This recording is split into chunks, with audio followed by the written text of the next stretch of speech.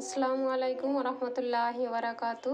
Friends লোক, আজকে আমি গুড়ের পিঠে বা পাকান তৈরি করে দেখাবো। তার জন্য আমি চাল প্রথমে 2 থেকে 3 ঘন্টা ভিজিয়ে রেখেছিলাম। এখন আমি পানি থেকে চালগুলো তুলে নিয়েছি। এরপরে আমি এগুলো মিক্সার মেশিনের সাহায্যে পেস্ট করে নেব।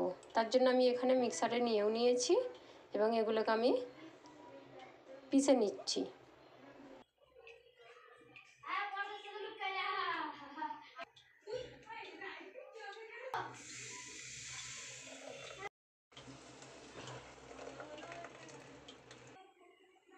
তো বন্ধুরা, দেখতেই পাচ্ছেন আমি সমস্ত চালগুলো কিন্তু মিক্সারের মধ্যে দিয়ে পিষে নিলাম।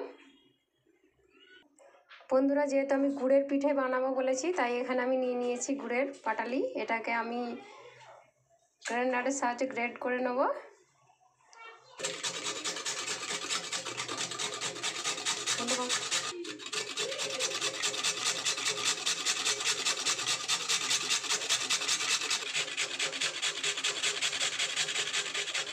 গুড়ের পিঠে করার জন্য আমার যে যে উপকরণগুলো লাগবে, তো এটা হচ্ছে গুড়।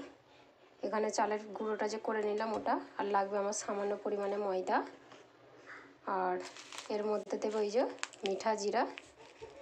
কেউ বলে এটাকে মৌরি, কেউ বলে মিঠা জিরা। আমাদের উপকরণগুলোকে আমি একসঙ্গে মিক্স করে নেব। চালের গুঁড়োর মধ্যে আমি দিয়ে দিচ্ছি সামান্য ময়দা। এরপরে দিয়ে দেব গুঁড়ো করে রাখা গুড়, দিয়ে দেব মৌরি বা মিঠা জিরা। তো আমি একটা ঘুঁটনির সাহায্যে ভালোভাবে এটাকে ঘুঁটে নিচ্ছি। ঘুঁটে সমস্ত উপকরণগুলোকে একসঙ্গে মিক্স করে নেব। এটা একটু সময় ধরেই মিক্সটা করতে হবে, নাহলে কিন্তু গুটলে গুটলে হয়ে থাকবে। এটা যাতে স্মুথ বানায়, সেই জন্য একটু বেশিক্ষণ টাইম নিয়ে এটাকে ভালোভাবে ঘুঁটে একসঙ্গে সমস্ত উপকরণগুলো মিশিয়ে নিচ্ছি। বন্ধুরা, যদি এটাকে শুকনো চালের গুঁড়ো দিয়ে করতে চান, তাহলে কিন্তু গরম পানি এতে দিতে হবে। যেহেতু আমি শুকনো চালের গুঁড়ো নিইনি, তাই আমি গরম পানি না দিয়ে এটাকে গুলে নিচ্ছি। ওরই মধ্যে পানি দিয়েই, যেহেতু মিক্সারের মধ্যে এটাকে পিষেছিলাম, তাই আমার গরম পানি লাগলো না। তো বন্ধুরা, বেটারটা যখন এইরকম হবে, তখন বুঝে নিতে হবে যে আমার বেটারটা রেডি হয়ে গেছে। দেখতেই পাচ্ছেন অনেক সুন্দর হয়েছে কিন্তু বেটারটা। এইভাবে করে নিতে হবে। তো এটাকে ভাজার জন্য আমি এই যে সানপুর কাচ্চি ঘানি অর্থাৎ সরষের তেল নিয়েছি। আপনারা আপনাদের পছন্দ মতো তেল নিয়ে নিতে পারেন। তো বন্ধুরা, একবার হলেও কিন্তু এটাকে তৈরি করে দেখবেন। খুবই একটা টেস্টি আর সুস্বাদু জিনিস। ঘরে থাকা উপকরণ দিয়েই কিন্তু এটা বানানো হয়ে যাবে, বাইরে থেকে কিছুই নিয়ে আসতে হবে। গ্যাসের ওভেনটাকে অন করে দিলাম।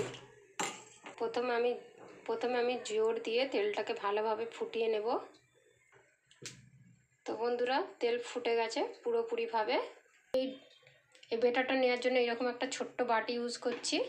আপনারা চাইলে গোল চামচও ব্যবহার করতে পারেন। বিসমিল্লাহির রহমানির রহিম।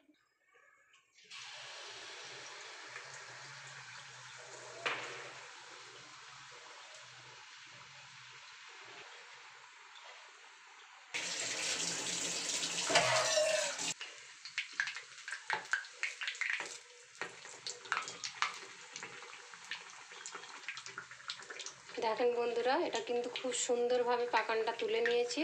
খুব সুন্দরভাবে পাকানটা উঠেছে একদম।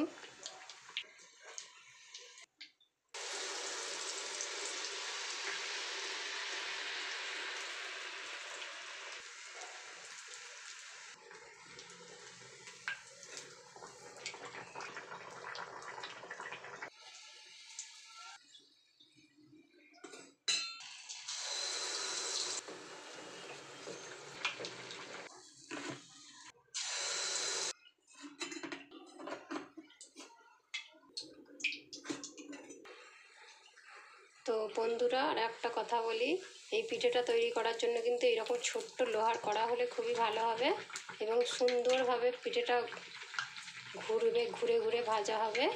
এরকম ছোট্ট একটা কড়া নিতে হবে। বড় মেলানো কড়া নিলে কিন্তু ঠিকঠাকভাবে এটা হবে না।